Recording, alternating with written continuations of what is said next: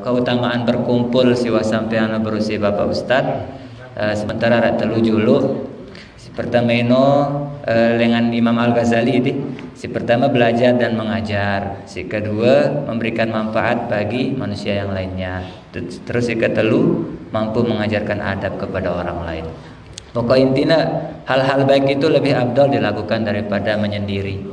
Jadi sebelum terbuka sesi pertanyaan, saya selaku MC menyarankan menebau peketuanan di dalam tema ya, dan di luar tema. Kan tema ini tentang uzlah. Terus ada keutamaan berkumpul. Nah mungkin ini sigina pertanyakan oleh jamaah sekalian kayak ini. Kami buka 2 sesi pertanyaan.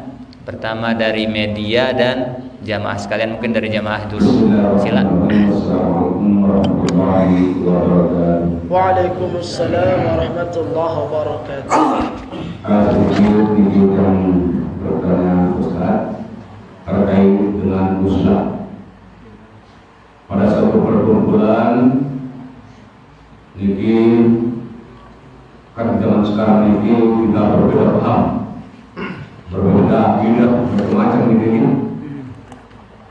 Lalu satu perkumpulan ini ada yang mengajak kita untuk itu, umpamanya ini. Dari guru kita yang lain tidak usah, karena masing-masing di antara guru ini berbeda paham. Namun di sana kita kan ada yang membela Allah, bikin adab. Di satu sisi kita kena di sana.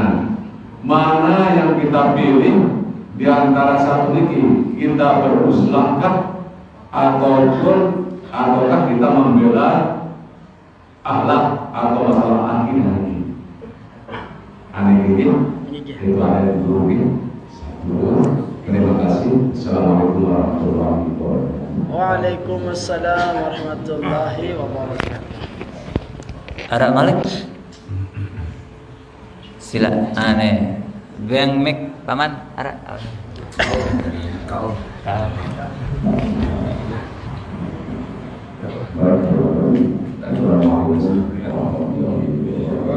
Waalaikumsalam warahmatullahi wabarakatuh.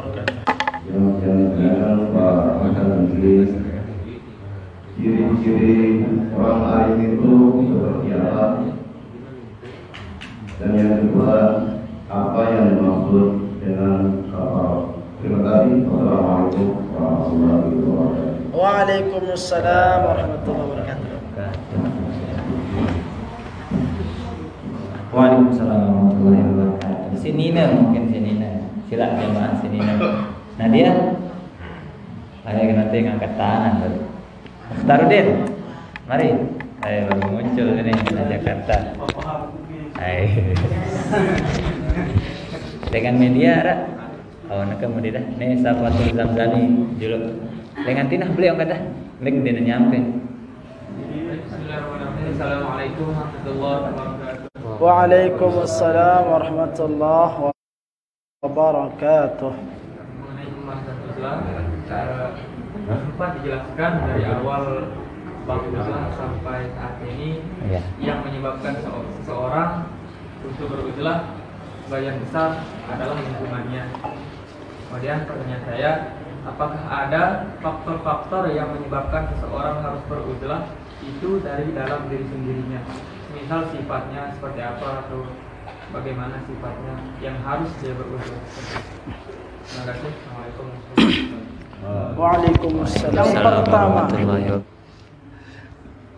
kita berada pada 2 posisi, pada 2 keadaan, ya. Yang dimana keadaan yang pertama, kita harus bergerak untuk membela, ya, membela agama kita. Bahasanya ke pertanyaan ini ya, ya bahasa pemahaman kita gitu. Tetapi di sisi lain, kita dianjurkan untuk memperhatikan adab di sana. Nah, Jadi embesi kan terturut. Perhatikan hadratal muhtaramin rahimakumullah. Ya. Kalau kita berbicara terkait dengan muamalah, kita harus kan pembahasan kita ada muamalah yang lebih afdal posisinya dibandingkan dengan kita beruzlah di sini. Ya. Nah, apa di antaranya itu? Ketika orang itu berkumpul dengan manusia, berteman dengan halayak ramai, di sana itu dia mampu untuk apa? Mampu meyakinkan dirinya untuk menyampaikan yang hak itu hak, yang batil itu batil. Menyuarakan kebaikan. Ya. Maka dalam posisi seperti ini, ya, ketika dia merasa dirinya yakin untuk menyampaikan itu, maka berkumpul, ikut nimbrung bersama orang lain, bersama orang banyak itu lebih afdal dibandingkan dengan beruzlah. Dan selanjutnya dia harus mampu sabar atas segala macam bentuk ujian-ujian nanti, baik cacian dari orang yang mendengarkannya atau apapun yang sifatnya yang berpotensi nanti akan mempengaruhi kejiwaannya. Nah, ketika dia sanggup untuk itu, maka berkumpul lebih afdal statusnya. Nah, tetapi ini halnya berbeda, ya. Maka hadratal muhtaramin rahimakumullah, ketika ada sesuatu yang disarankan kita oleh guru-guru kita, ya, maka kita sebagai orang harus bisa untuk berpikir, ya, harus bisa untuk mengkaji. Ini dia. Jadi tidak semua sesuatu itu harus diterima dengan serta-merta. Ada kalanya sesuatu itu melalui kajian, melalui proses, ya. Ada sesuatu itu yang harus memang kita terima. Ambil contohnya, guru yang mengajarkan tentang ketuhanan misalkan, ilmu tauhid. Diajarkan kita Allah itu esa, ya. Tuhan kita itu Allah. Nah, dalam hal yang seperti ini kita tidak perlu bertanya, wajib harus ya yakin. Tetapi ketika kita diajak untuk berbicara terkait suatu hukum, yang namanya hukum, ya, pasti ada yang iya, ada yang tidak, ada yang pro, kalau bahasa orang ada yang kontra. Dan semua itu harus dikaji secara objektif. Apa bahasa ante objektif ini? Ya, secara terang benderang, ya, secara gentleman, seperti itu, ya, harus secara terang benderang. Ini hukum.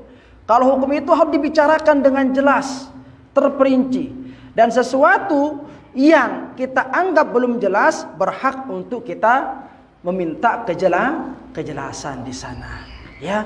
Namun terlepas dari itu semua, berbicara tadi tentang adab, ya, kalau kita berkumpul atau kita misalkan melakukan sesuatu untuk membela akidah dan sebagainya, ya, maka hadratal muhtaramin rahimakumullah, perhatikan diri kita yang di sini.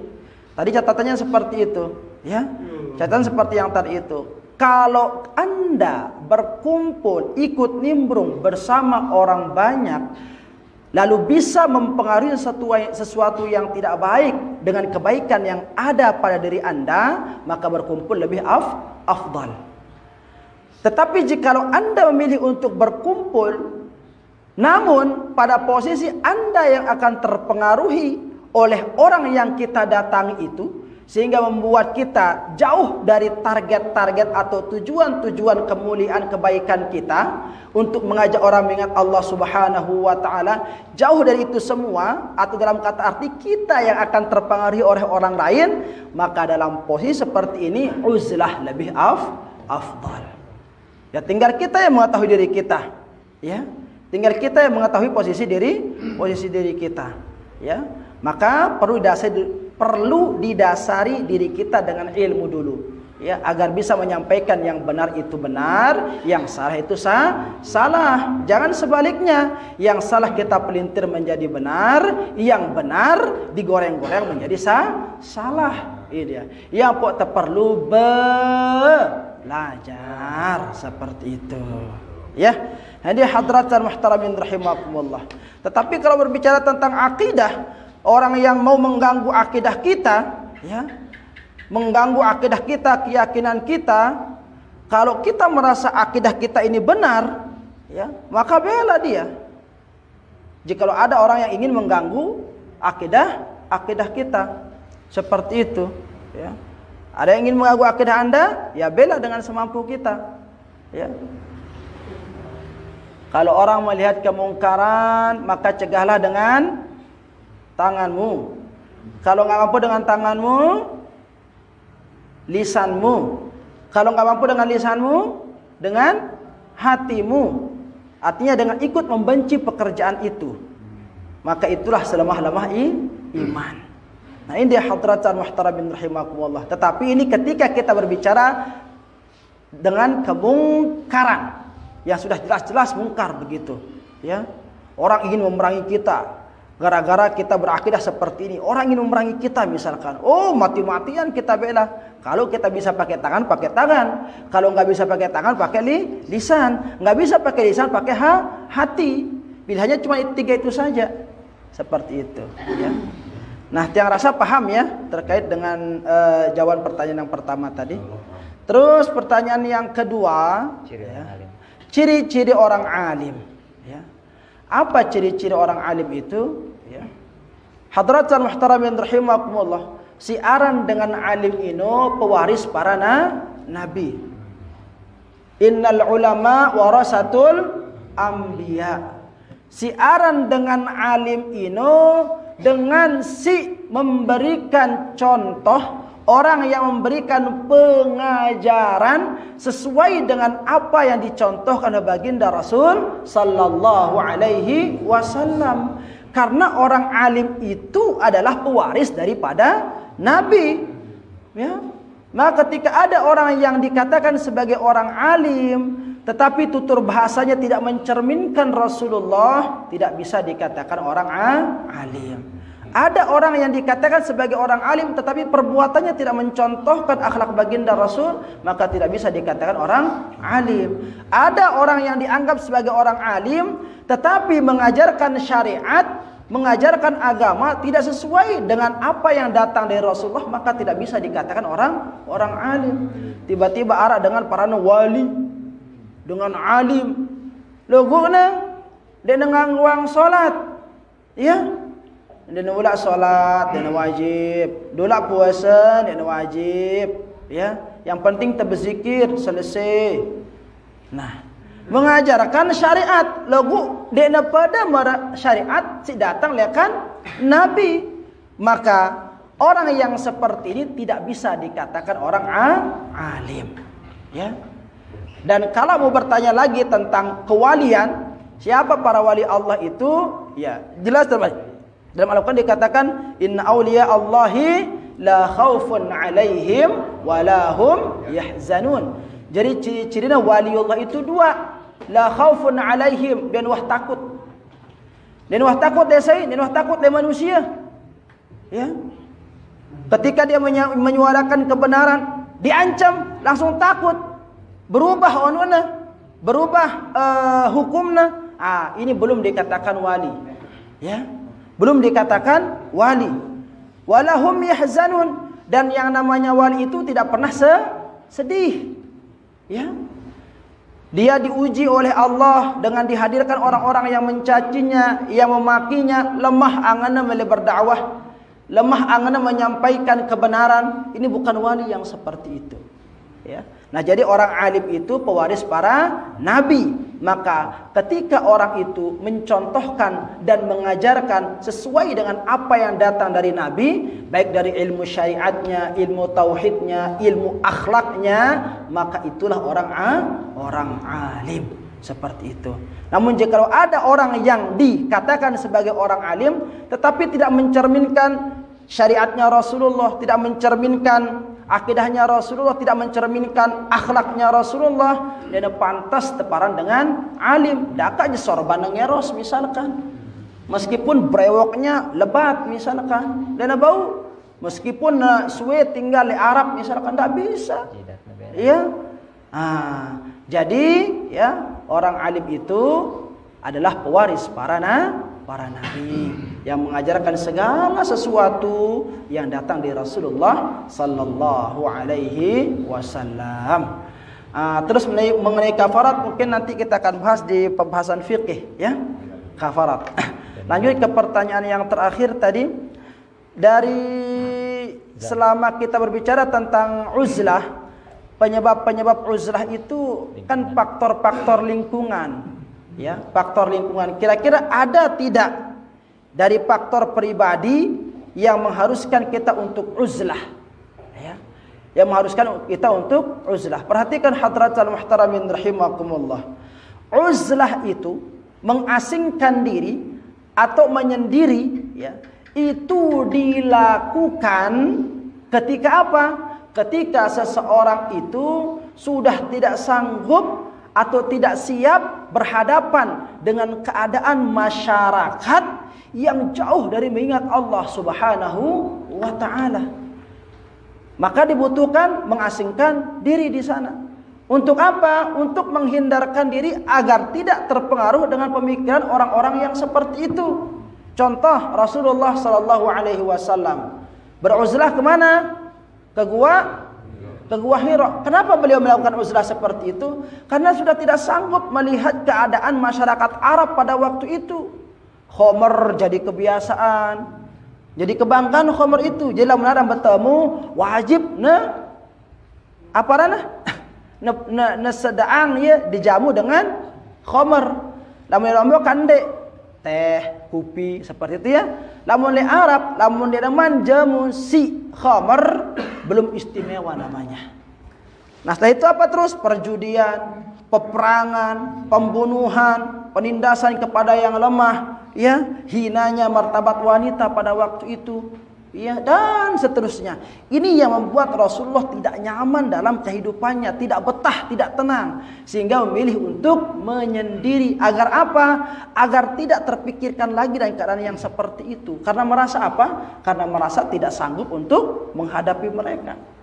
Nah, sampai datang wahyu, ya, sampai datang wahyu dari Allah Subhanahu wa taala untuk merintahkan Rasulullah untuk menyebarkan dakwah Islam itu.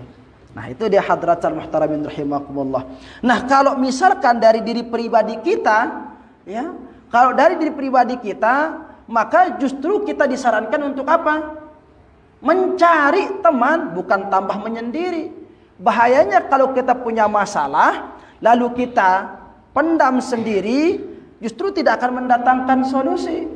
Kalau kita uzlah misalkan, kita kira nyumpak ngene, apa temannya sendiri, susah kita nanti mencari obatnya. Maka apa yang perlu kita lakukan? Ya, mendatangi tempat-tempat ya yang bisa mengobati diri kita itu. Seperti yang tadi, mendatangi majelis ilmu, mendatangi orang-orang alim, orang-orang soleh. Di sana kita minta saran, di sana kita minta petunjuk. Bukan tambah menyendiri, nanti tambah kacau kita. Nanti kayak di Facebook nanti punya masalah dengan pacarnya, diselesaikan sendiri-sendiri, berujung di mana? Di tiang gantungan. Kan kurang-kurang sih makin kan? Ya, ada yang punya masalah pribadi, berakhir di mana? Berakhir di kubur orang tuanya dengan meminum racun. Nah, ini dia. Jadi orang-orang yang sadar akan kelemahan dirinya, maka segera obati. Obatnya telah diberikan kita Rasulullah sallallahu alaihi wasallam, ya, seperti yang tadi mendatangi orang alim, orang saleh, mendatangi majelis-majelis ilmu. Wallahu taala a'lam. Jelas deh. Alhamdulillah. Dengan media Ra? Oh nih, wah screenshot-nya. Harap sikit deh. Pertanyaan dari Facebook atas nama Sueng. Ini teman sekampus dulu nih Pak Ustadz. Sueng. Ya, Suhandani sih nama asli. Dari Lingsar beliau ini. Ya, Assalamualaikum warahmatullahi wabarakatuh. Waalaikumsalam warahmatullahi wabarakatuh. Ini bahasanya nih kata. Guru atau ketuaan, misal kita hadirin majelis ilmu ataupun majelis sholawat, terus 2 tahun arak sirapetan kanci sejauhan lekan balente. Mbe si lebih abdol tahadirin si rapat atau sejauh. Jazakallah. Jikalau kita ingin menghadiri majelis zikir atau majelis ilmu, Arak si rapatan, arak si jauhan. Embe tepilen. Mungkin sama pertanyaannya ketika orang bertanya, itu kan tebe Jumat ini. Ya. Masjid penuh. Embe si lebih abdal tebe Jumat, si rapat lekan balente atau si jauhan lekan balente. Ya. Kalau ada majelis ilmu, ada majelis zikir, ya, sama-sama materinya, sama-sama yang akan kita dapatkan di sana. Ya, gente berjumat pada perkara si gente berjumat, hanya tempatnya saja yang berbeda. Maka mana lebih afdal? Lebih afdal yang paling dekat. Begitu juga dengan sedekah. Ya, lamun teu bersedekah ino embe si parang afdal keluarga ente dulu. Ya, yang tentunya keluarga ente sim butuhang dendek ke sesembarang keluarga ente logo penuhan kepen dan ketimbang itu sih gen bersedekah. Ya. Jadi sesuatu yang lebih dekat itu lebih afdal, lebih diutamakan. Terkecuali di sini ada majelis ilmu, di sini ada majelis zikir. Di sana ada majelis ilmu, ada majelis zikir. Lagu ndak nyocok letene. Ya, ndak nyocok kang letene. Letene misalkan pembahasannya tentang ya wah itu melajarinya banget kah? Wah itu bahas tentang wudu dan sebagainya. Wah itu ngaji ya pada guru yang sama. Nah sile jauhan arak ngaji si lain, misalkan tentang adab. Ya. Melihat tipatono, maka silakan. Itu masih ada alasan yang menyebabkan kita boleh memilih di sana. Ya. Pada merongkon temilian sekolah, le dekat balente arak SMP. Logo si jauhan arak pondok pesantren. Nah itu melihat pondok pesantren, dak ada jauhan. Nah karena kita merasa di sana ada sesuatu yang ingin kita dapatkan, maka tidak masalah. Ya, terkecuali lamun majelis ilmu atau majelis zikir ino ya selain melikur. Ya, le musalla ten ale majelis letene ngajar tentang zikir, di sana berbicara tentang zikir, maka tafadhal. Ya, datangi yang lebih dekat seperti itu. Ya. Nah terkecuali seperti yang tadi itu, lamun arak si lain gen tepetel itu no, maka tidak masalah. Tidak masalah. Yang penting tebun jaga niat. Kadang-kadang kan dengan arak dina mele datang le jurun balena gara-gara apa? Sentimen. Tahu pelungudaran sentimen. Sesenti men gitu ya. Di sana sentimen tuh ada ya talon hati ran sentimen ini. Ya. Ada rasa tidak senang. Itu ran sentimen, ya. Ini kau ngaji lihat ini dengan ini lo kali ini karena kan itu si jauhan matu ngajak syekh lihat misalkan seperti lamun ada gara-gara sentimen maka perbaiki diri kita hadratan muhtaramin rahimakumullah, ya. Makanya kalau bisa lamun arak majelis zikir, lamun arak majelis ilmu, le sopok kampung usahakan waktunya berbeda. Ante ngumbe, ante masyarakat mau nerima selopuk ilmu. Di sini ngaji fikih, di sana misalnya ngaji akhlak. Lo kurang bangna jadwalna. Melihat jamaah nak ngana milis imbe na polong dina jadi dua, dina mungkin. Ya, mele na mindah jasadna kan carahna, dina man selepel kan cekian santang. Akhirnya ngombe gana liwatin santren. Ila nah hadirin santren si rapat ino. Dia senang kan seperti itu. Akhirnya si malakama, ya. Nah, ini dia sebisa mungkin makanya kalau ada ya majelis ilmu, majelis zikir, ya, yang berdekatan ya jadwalnya lah dibedakan seperti itu. Agar apa? Agar masyarakat bisa menikmati ya semua ilmu ya dari guru-guru kita. Letono mau hadir, letene mau hadir, letonwan mau hadir. Kan reme ya jadinya kan? Reme. Tapi udah reme rame. Jadi seperti itu dan barokahnya lebih banyak insyaallah. Nggih. Di Jumat yang pun itu tadi. Yang boleh langkahin Jumat, Jumat niki. Lamun berbicara hari Jumat maka lebih afdal masjid yang paling dekat. Lagu dendek gara-gara si khotib Jumat. Nah lu sakane no tak punya atas jauhan. Karena aku yang Ustaz niki beda-beda paham kan orang kan. Jadi langkahin kadang-kadang masih di dekat balian langkahin masih niki. Lalu yang keras ngomong. Iya ya. Nah, kira-kira seperti apa? Nah, kenapa ada orang yang seperti itu?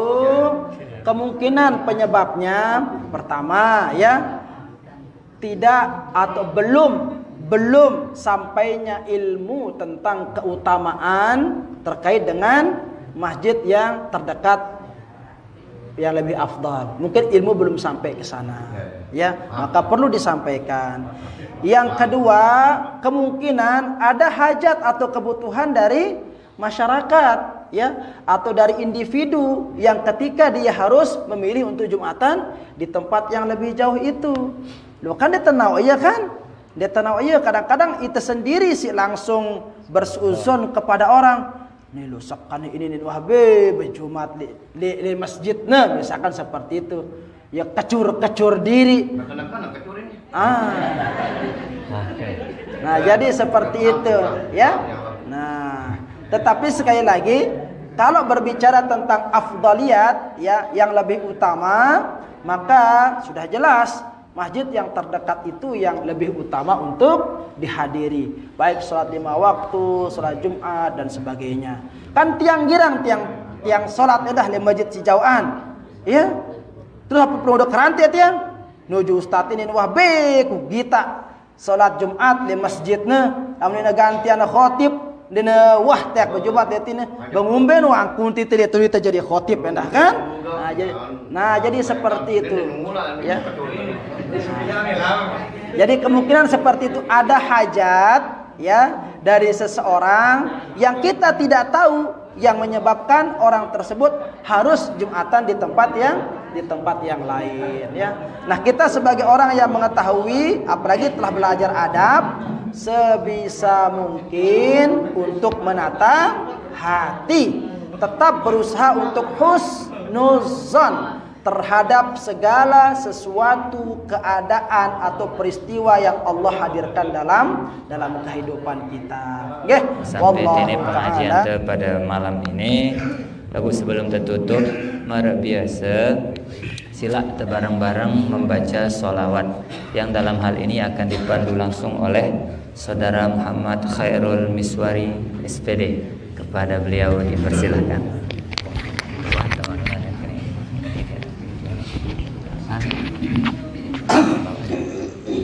Allahumma salli ala Muhammad ya Rasulullah.